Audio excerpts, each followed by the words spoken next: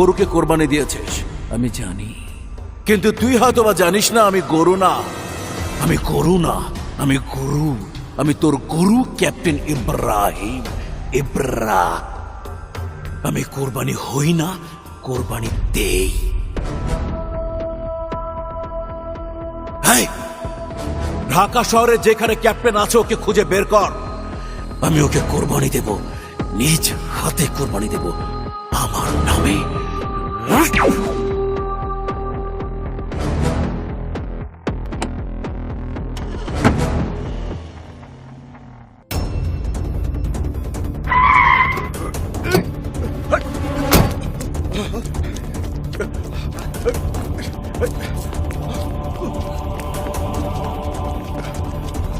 এদিকে দেখ।